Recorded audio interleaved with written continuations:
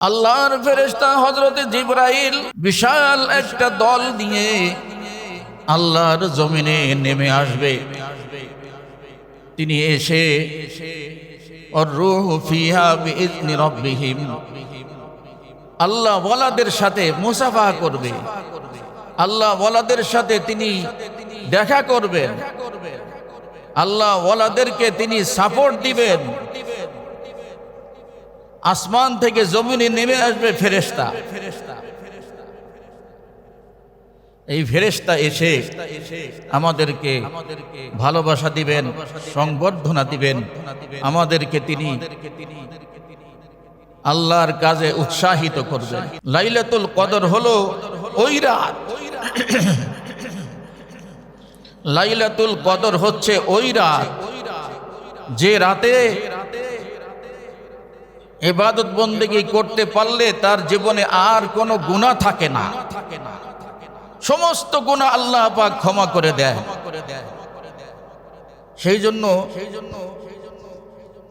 লাইলাতুল কদরটা আমাদের ধরার চেষ্টা করতে হবে। কি বলেন, আমরা চেষ্টা করব না? লাইলাতুল কদর আমাকে ধরতে হবে। আল্লাহ পাক রব্বুল আলামিন বলেন, তানাজ্জালুল মালাইকাতু ওয়ার-রূহু ফিহা। ফেরেশতা, আল্লাহর ফেরেশতা জিবরাইল ফেরেশতা 24,000 বার আল্লাহর নবীর কাছে এসেছে, 24,000 বার। এখন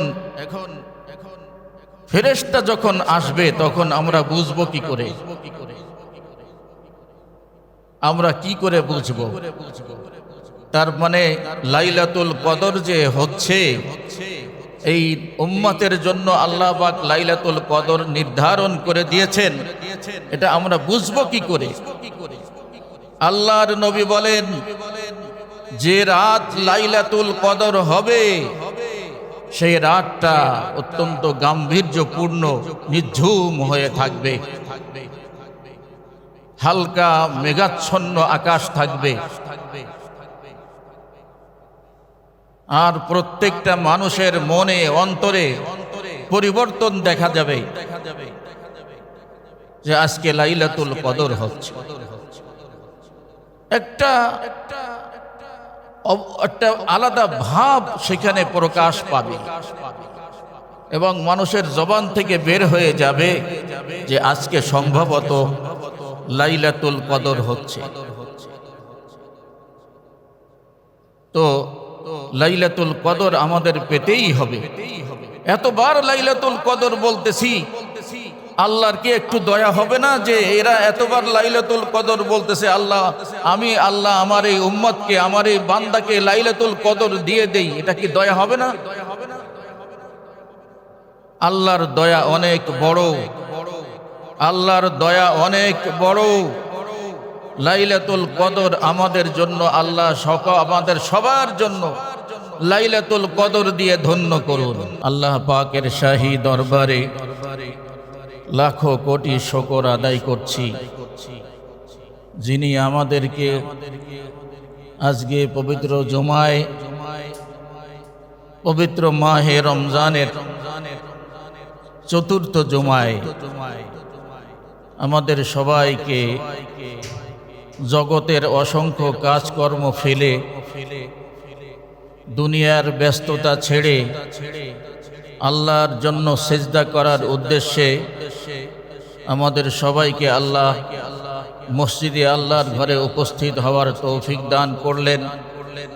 এই জন্য কালিমাতুশ শুকর আদায় করি, বলি আলহামদুলিল্লাহ। সম্মানিত হাজিরিন, অত্যন্ত মূল্যবান সময় আমরা কাটাচ্ছি। মাহে রমজানের শেষ দশক, শেষ দশক মানেই এই জাতি, এই উম্মত আল্লাহর থেকে নিজেকে সম্পূর্ণ পাপ মুক্ত করে নেওয়ার একটা সুবর্ণ সুযোগ। পবিত্র মাহে রমজানে আল্লাহ পাক প্রতিদিন অসংখ্য মানুষকে ক্ষমা করেন। মাহে রমজানে ইফতারের পূর্বে এমন কিছু মানুষকে ক্ষমা করেন যাদের জন্য জাহান্নাম অবধারিত। এই জাহান্নাম থেকে মুক্ত করে তাদেরকে আল্লাহ পাক জান্নাতে যাওয়ার ঘোষণা দিয়ে দেন। বিশেষ করে মাহে রমজানের শেষ দশকে আল্লাহ অন্য সময়ের চাইতে মাহে রমজানের শেষ দশকে সবচাইতে বেশি পরিমাণ মানুষকে ক্ষমা করে জান্নাতে যাওয়ার সুবর্ণ সুযোগ করে দেন। সেই গুরুত্বপূর্ণ সময়টার মানে কি? এটার মানে হচ্ছে আল্লাহর নবী প্রথম দিকে তিনি ইতিকাফ করলেন। জিবরাইল আমিন এসে বলেন, হে আল্লাহর রাসূল, কি করেছেন? তিনি বলেন যে আমি ইতিকাফ করেছি। কয় যে আপনি ইতিকাফ করেছেন, আপনি যেটা খুঁজছেন সেটা তো পাবেন না, এই সময় সেটা দেওয়া হবে না। দ্বিতীয় দশকে ইতিকাফ করলেন। জিবরাইল ফেরেশতা এসে বলেন, ইয়া রাসূলুল্লাহ, আপনি কি করেছেন? তিনি বলেন, আমি ইতিকাফ করেছি। যে ইতিকাফ করছেন যে নিয়তে, যেটা পাওয়ার উদ্দেশ্য, সেটা আপনি পাবেন না। এইবার আল্লাহর নবী বুঝতে পারলেন যে ইতিকাফ কোন সময় করলে আসল জিনিসটা পাওয়া যাবে, যেটার উদ্দেশ্য আল্লাহর নবী কোমরে গামছা বেঁধে আল্লাহকে পাওয়ার আশায়, আল্লাহর সন্তুষ্টির জন্য তিনি যেই চেষ্টা করে গেছেন, সেটা হলো শেষ দশকে। আল্লাহর নবী বলেন, আমি লাইলাতুল কদর পাওয়ার আশায় মাহে রমজানের শেষ দশকে ইতিকাফ করেছি। আমাকে হযরতে জিবরাইল ফেরেশতা জানিয়ে দিয়েছেন, হে আল্লাহর রাসূল, আপনি ইতিকাফ করবেন লাইলাতুল কদর পাওয়ার জন্য। সেই লাইলাতুল কদর মাহে রমজানের শেষ দশকের বেজোড় রাতগুলিতে, বেজোড় রাত 21, 23, 25, 27, 29, এই 5টা রাত। এই 5টা রাত একটু আমরা স্পেশালি আল্লাহর জন্য ব্যয় করতে পারবো না? এই 5টা রাত যদি আমাদের ভাগ্য আল্লাহ দয়া করে দান করে দেন, এই ভাগ্যে লাইলাতুল কদরটা দান করে দেন, তাহলে আপনি দেখবেন আমার আপনার জীবনে আর কোনো রকম পিছিয়ে পড়ার কোনো সুযোগ নাই। তার অর্থ হলো নবী আলাইহিস সালাতু ওয়াস সালামের আমলে মসজিদে নববীতে বসে আল্লাহর নবী তিনি পূর্বের নবীগণের গল্প শোনাচ্ছেন, যে পূর্বের অনেক নবী তারা 1000 বছর ধরে জিহাদ করেছে, আল্লাহর রাস্তায় জিহাদ করেছে। তারা রাতের বেলায় আল্লাহর জন্য সিজদা করেছে। তো এই উম্মতের মন খারাপ হয়ে গেছে, উম্মতের মন খারাপ হয়ে গেছে। তারা বলে যে 1000 বছর ধরে যদি তারা এইভাবে জিহাদ করতে পারে, আবার রাতে আল্লাহর জন্য সিজদা করে, তাহলে তাদের সাথে আমরা কি করে পারবো? আমরা তো 1000 বছর না, 100 বছরও বাঁচি না। আমাদের জীবন তো সর্বোচ্চ 60-65 বছর, এভারেজ 60-65 বছর আমরা বেঁচে থাকি। নবী আলাইহিস সালাতু ওয়াস সালাম তার উম্মতকে যখন এই কথা শোনালেন, সবার মন খারাপ যে আমরা তাহলে ওই উম্মতের সাথে, ওই নবীগণের উম্মতের সাথে কম্পেয়ার করব কিভাবে, আমাদের জীবনে কিভাবে ওটাকে সমান তাদের তালে তালে মিলিয়ে কিভাবে আমরা এগোবো। নবী আলাইহিস সালাতু ওয়াস সালাম যখন চিন্তিত হলেন, আল্লাহ পাক রব্বুল আলামিনের পক্ষ থেকে জিবরাইল আমিনকে আল্লাহ পাঠিয়ে দিলেন, বললেন, হে জিবরাইল, আমার নবীকে তুমি বলে দাও, আমার নবী আমার নবীর উম্মত যেন চিন্তিত না হয়, তাদেরকে তুমি জানিয়ে দাও তাদের পেরেশান হওয়ার কোনো কারণ নাই, আমি তাদের জন্য উপযুক্ত উপহার পাঠাচ্ছি, উপযুক্ত উপহার। ইন্না আনজালনাহু ফি লাইলাতিল কদর ওয়ামা আদরাকা মা লাইলাতুল কদর। আল্লাহ পাক রব্বুল আলামিন তার ফেরেশতা জিবরাইলের মাধ্যমে সুসংবাদ শোনায় দিলেন, ও হে আল্লাহর রাসূল, চিন্তা পেরেশান হওয়ার কোনো কারণ নাই, আপনার জন্য আল্লাহ পাক উপহার পাঠিয়ে দিয়েছেন। পূর্বের যত মানুষ যতই আমল করুক না কেন, আপনার উম্মত যদি লাইলাতুল কদর পেয়ে যায়, আপনার উম্মত যদি লাইলাতুল কদর পেয়ে যায়, তার জীবনে আর কোনো চিন্তা থাকবে না। একটা লাইলাতুল কদর পেয়ে যদি যাই আমরা, 84 বছর 3 মাস ইবাদত করার সওয়াব আল্লাহ দান করে।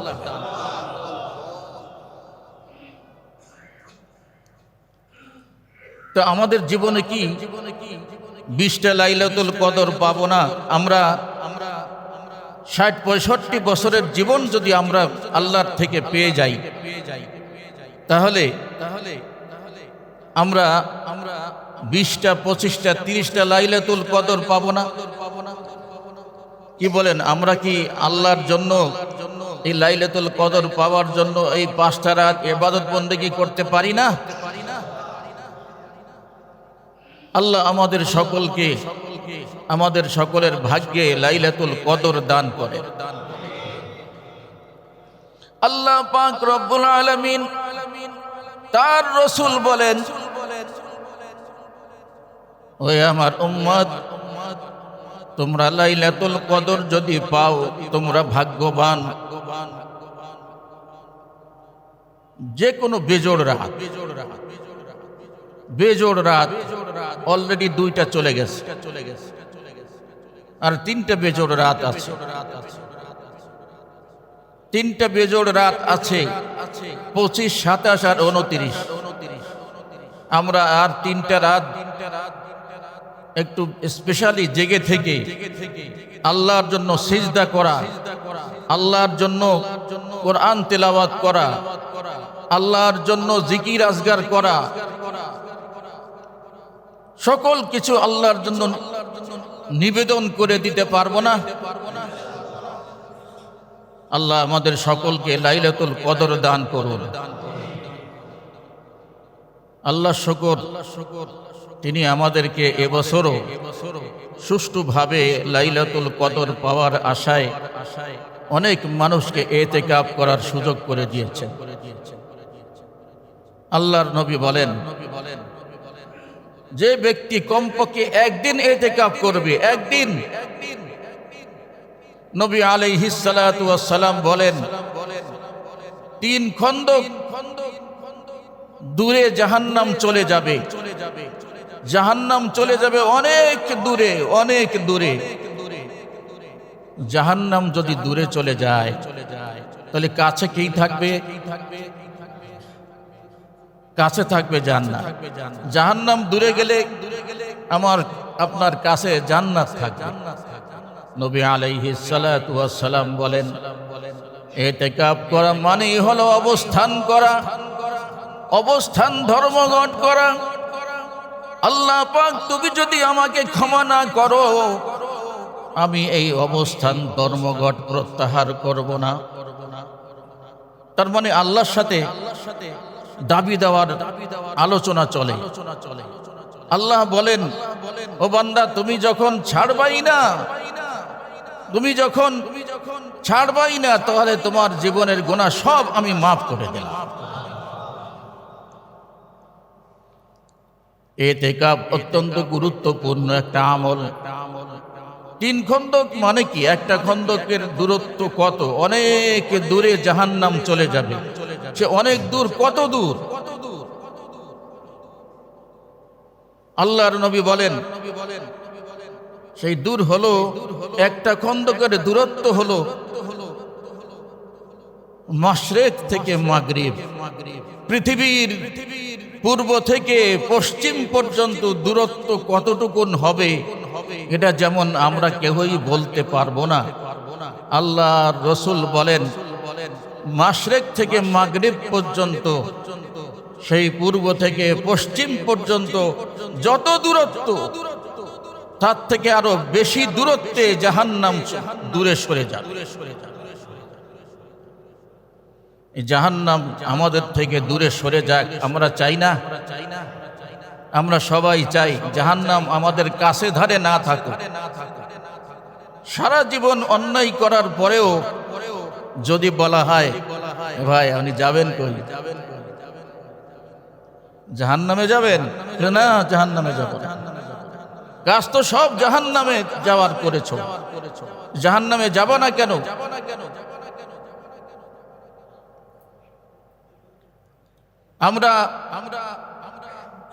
আমরা সবাই জান্নাতে যেতে চাই নাকি? এজন্য ভাই মাহে রমজান আল্লাহ আমাদেরকে দিয়েছেন। 1 নম্বর বড় কারণ হলো কিয়ামতের ময়দানে এই উম্মত শ্রেষ্ঠ উম্মত বলে আল্লাহ ঘোষণা দিয়েছেন, কুনতুম খায়রা উম্মাতিন উখরিজাত লিন-নাস। আল্লাহ এই উম্মতকে শ্রেষ্ঠ উম্মত ঘোষণা করেছেন। আর শ্রেষ্ঠ উম্মত যদি নেকের কাজে পিছনে পড়ে যায় তাহলে তার অবস্থাটা কি হয়? নেকের কাজে এই উম্মত পিছনে পড়তে পারবে না, এটা সম্ভব না। এর কারণ শ্রেষ্ঠ উম্মত আল্লাহ ঘোষণা দিয়েছেন, সে আবার পিছনে পড়বে কেন? শ্রেষ্ঠ উম্মত তো সবকিছুতেই অগ্রগামী থাকবে। সে অগ্রগামী থাকার জন্য আল্লাহ পাক রব্বুল আলামিন তিনি তার বান্দার জন্য, আখিরি জামানার উম্মতের জন্য মাহে রমজান দিয়েছেন। মাহে রমজান যদি কেউ পালন করতে পারে তার জীবনে আর কোনো রকম গুনাহ থাকতে পারে না। এক জায়গায় 2 জিনিস থাকতে পারে না। রমজান মাসের রোজা রাখা হলো, আল্লাহর সন্তুষ্টি অর্জনের জন্য তারাবি নামাজ পড়া হলো, কিয়ামুল লাইল পড়া হলো, ইতিকাফ করা হলো, তাসবিহ তাহলিল পাঠ করা হলো, এই সব কিছু হলো। সেই উম্মতের গুনাহ থাকে কি করে? এখন আসল বিষয়টা হলো শয়তান তো আমার পিছনে লাগা। এই মুহূর্তে শয়তান বন্দী আছে, কিন্তু তার প্রভাব তো যায় নাই। ট্রেন যখন চলে, ট্রেন ব্রেক করার পরেও আধা কিলো 1 কিলো চলে যায়। কি বলেন, ঠিক না? ট্রেন কি হার্ট ব্রেক হয়? হার্ট ব্রেক হয় না। ট্রেন যখন ব্রেক করা হয় তখন আধা কিলো 1 কিলো যাবে, তারপরে থামবে। শয়তান আমাদেরকে বন্দী, শয়তান এই বান্দার জন্য বন্দী করা হয়েছে, আল্লাহ বন্দী করেছেন। শয়তানকে বন্দী করেছেন, কিন্তু শয়তানের কাজের প্রভাব আমাদের প্রতি রয়ে গেছে। শয়তানের শয়তানি এখনো রয়ে গেছে। সেই শয়তানি যেটা আমাদের উপরে তার প্রভাব রয়ে গেছে, সেই শয়তানিটাকে আমরা এখন তো দূরে ফেলে দিতে পারি না। শয়তান এখন আমাদেরকে বলতেছে তুই রোজা আছিস, তুই একটু মিথ্যাচার কর, মিথ্যার মধ্যে চল, মিথ্যার সাগরে ডুবে যা। তুই রোজা আছিস, তুই এখন আর একজনের গীবাত শিকায়েত করা শুরু করে দে। তুই রোজা আছিস, অল্প কিছু ঘুষ খা, বেশি খাস না, অল্প একটু খা, অল্প একটু ঘুষ খেয়ে সেটা দিয়ে তুই মাহে রমজানের ইফতার কর। তাহলে মাহে রমজানের রোজা হলো, ইফতার হলো, আসল আমরা পেলামটা কি? রমজানের রোজা আমরা ঠিকই রাখলাম, তার বিনিময়ে আমরা কিছু পেয়েছি বলে আমি মনে করি না। কারণ আল্লাহর রসুল বলেন, মাহে রমজানের রোজা রেখে মিথ্যাচারী বন্ধ করো, গীবাত শিকায়েত বন্ধ করো, হারাম দ্রব্য খাওয়া বন্ধ করো। আমরা তো তার থেকে ফিরতে পারলাম না। আল্লাহ পাক রব্বুল আলামিন বলেন, ওয়ানাদা আসহাবুন নারি আসহাবাল জান্নাহ আন আফিদু আলাইনা মিনাল মা।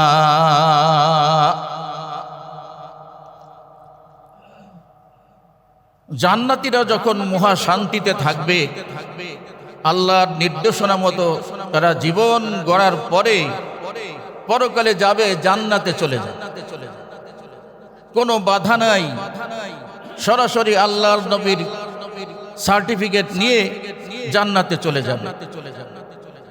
জান্নাতে যাওয়ার পরে জাহান্নামীরা দূর থেকে দেখতেছে যে ওই না আব্দুল করিম, আব্দুল রহিম, যা আমাদের বাড়ির পাশের মানুষ, সে তো খুব আরামে জীবন কাটাচ্ছে।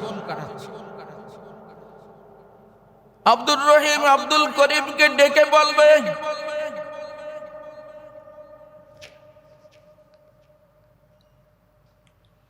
ও ভাই আব্দুল করিম, আব্দুর রহিম, তোমাকে আমরা গালমন্দ করেছিলাম, তোমাকে আমরা ঠাট্টা বিদ্রুপ করেছিলাম, তোমার সাথে আমরা ভালো আচরণ করি নাই, তোমাকে সবসময় হেয় প্রতিপন্ন করেছি। এখন তুমি অত্যন্ত শান্তির জীবন কাটাচ্ছ রে ভাই। তুমি যে সকল খাবার খাও, যদি ওখান থেকে একটু দাও আমাকে, এভাবে বলবে। জান্নাতীরা তখন ওই পিছনের কথা মনে করে বলবে, রে দুনিয়ার জীবনে আমাদেরকে সবচাইতে হেয় প্রতিপন্ন করেছিলে রে, তুই এখন কি চাইবি আমার কাছে? জাহান্নামীরা ডেকে বলবে, ভাই আন আফিদু আলাইনা মিনাল মা, ভাই তুমি কি সুন্দর বিশুদ্ধ পানি পান করছো, আমাদেরকে একটু পানি দাও না। সূরা আরাফ, আমাদেরকে একটু পানি দাও, একটু পানি পান করি। তখন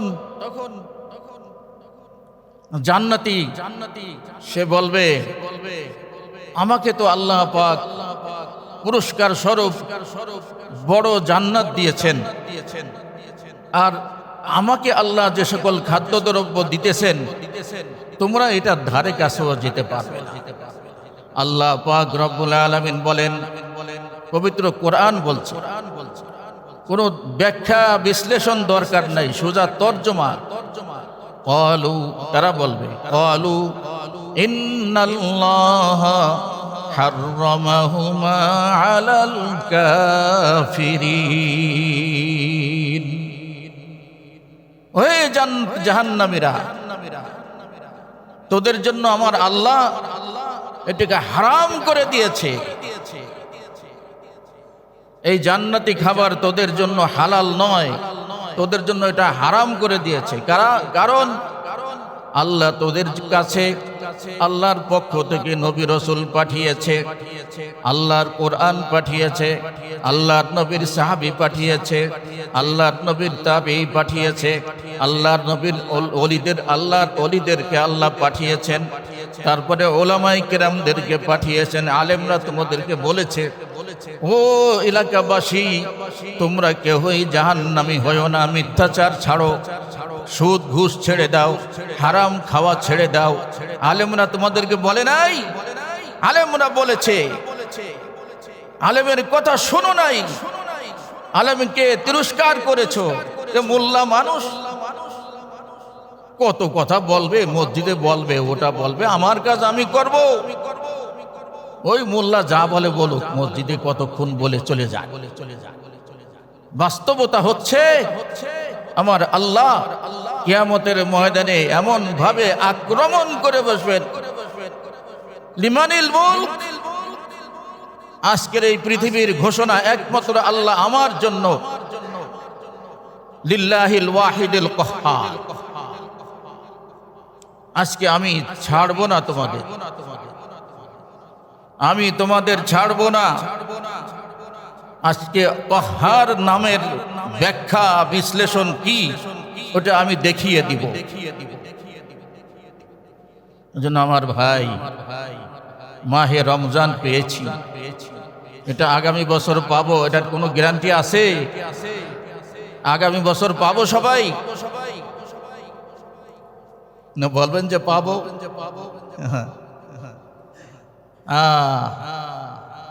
জোয়ান মানুষ, তরতাজা মানুষ মুহূর্তের মধ্যে শুয়ে পড়তেছে, মুহূর্তের মধ্যে শুয়ে পড়তেছে, উঠতে পারে না, অচেতন হয়ে আছে। এই জন্য 1 মিনিটের গ্যারান্টি নাই। আল্লাহ কোন সময় কাকে নিয়ে যাবেন কেউ বলতে পারে না।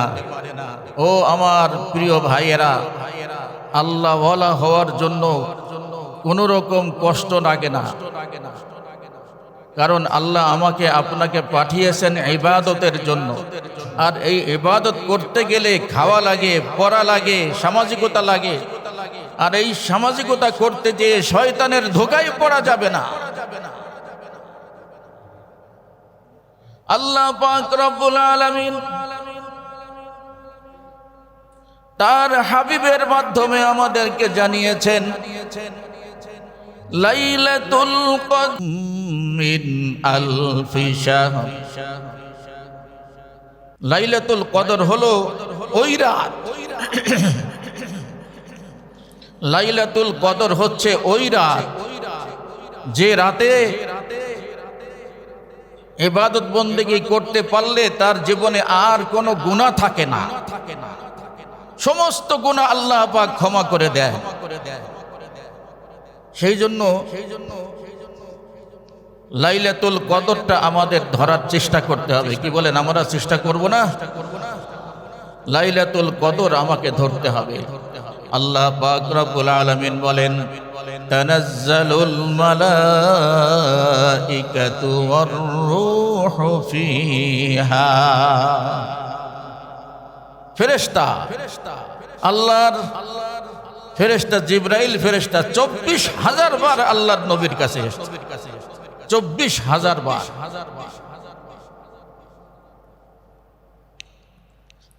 আল্লাহর ফেরেশতা হযরতে জিবরাইল বিশাল একটা দল নিয়ে আল্লাহর জমিনে নেমে আসবে। তিনি এসে আর রূহু ফিহা বিইذনি রাব্বিহিম, আল্লাহ ওয়ালাদের সাথে মুসাফা করবে, আল্লাহ ওয়ালাদের সাথে তিনি দেখা করবেন, আল্লাহ ওয়ালাদেরকে তিনি সাপোর্ট দিবেন। আসমান থেকে জমিনে নেমে আসবে ফেরেশতা।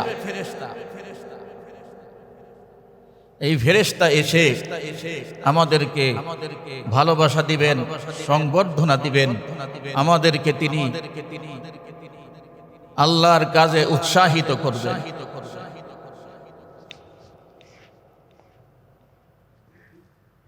এখন ফেরেশতা যখন আসবে তখন আমরা বুঝবো কি করে? আমরা কি করে বুঝব? তার মানে লাইলাতুল কদর যে হচ্ছে, এই উম্মতের জন্য আল্লাহ পাক লাইলাতুল কদর নির্ধারণ করে দিয়েছেন, এটা আমরা বুঝবো কি করে? আল্লাহর নবী বলেন, যে রাত লাইলাতুল কদর হবে সেই রাতটা অত্যন্ত গাম্ভীর্যপূর্ণ, নিঝুম হয়ে থাকবে, হালকা মেঘাচ্ছন্ন আকাশ থাকবে, আর প্রত্যেকটা মানুষের মনে অন্তরে পরিবর্তন দেখা যাবে যে আজকে লাইলাতুল কদর হচ্ছে। একটা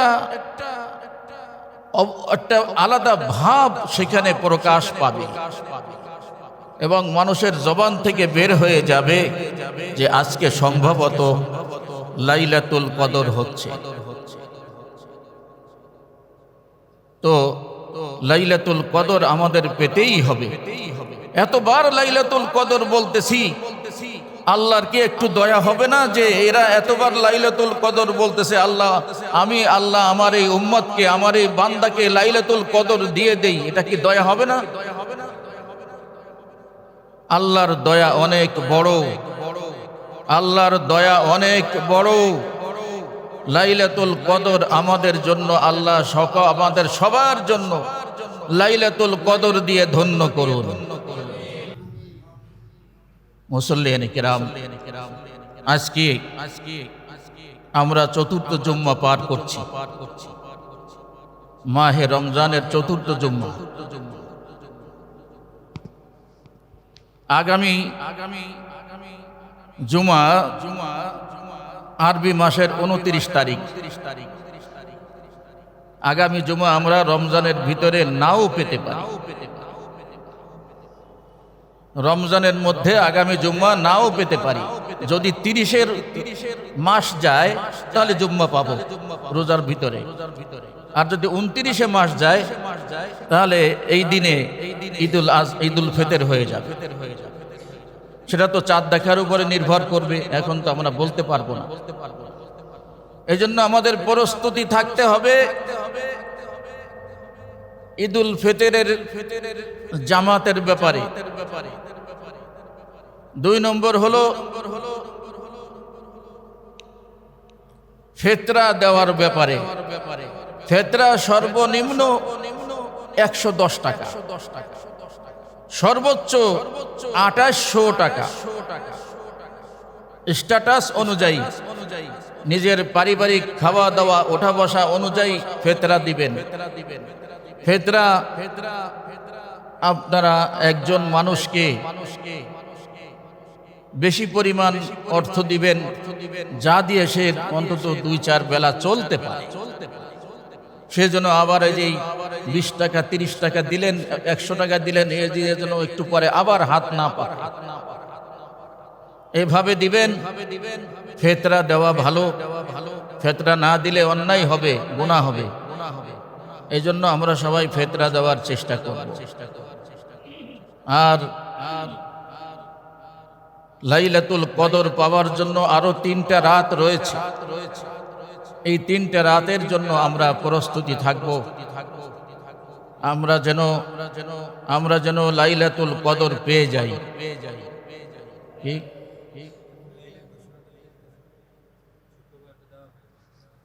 কিয়ামুল লাইল চলছে, 3টায় জামাত শুরু হয়, এখানে কিয়ামুল লাইল চলছে। আপনারা কিয়ামুল লাইলে অংশগ্রহণ করবেন। বেজোড় রাতগুলিতে তো কিয়ামুল লাইলে বেশি পরিমাণ লোক আসা উচিত। মুসল্লিয়ানে কিরাম, আমরা যেদিন ঈদুল ফিতরের ঘোষণা হবে, ঈদুল ফিতর সম্পর্কে আল্লাহ পাক যেমন পুরস্কার ঘোষণার দিন ঘোষণা করেছেন, আর ঈদুল ফিতরের রাত, তার মানে ঈদুল ফিতর যেদিন হবে তার আগের রাত, সেই রাত লাইলাতুল কদরের সমপরিমাণ সওয়াব আল্লাহ বান্দাকে দান করবে। ঈদুল ফিতরের রাতে ঘুমাবেন না, সেই রাতেও বেশি বেশি আমল করতে হবে। আল্লাহ আমাদেরকে কিভাবে ক্ষমা করবেন এই ক্ষমার চিন্তা আমাদের মাথায় নিতে হবে। আল্লাহ আমাদের সবাইকে মাহে রমজানের হক আদায় করে মাহে রমজানের শিক্ষা যা পেয়েছি এই শিক্ষা বাকি 11টি মাস ধরে ওই শিক্ষার উপরে আমরা চলতে পারি, আমাদের জীবনটাকে পরিশুদ্ধ করতে পারি। আমরা যেন মাহে রমজানের রোজা রেখে যেভাবে নিজেদেরকে সংযত রেখেছি বাকি 11টি মাস ওইভাবে সংযত থেকে সুন্দরভাবে সমাজ চালাতে পারি, এই দেশের মানুষকে শান্তি শৃঙ্খলার সাথে চালাতে পারি। আল্লাহ আমাদের সকলকে তৌফিক দান করুন। ওয়া আখিরু দাওয়ানা আনিল হামদুলিল্লাহি রাব্বিল আলামিন। আসসালামু আলাইকুম ওয়া রাহমাতুল্লাহ।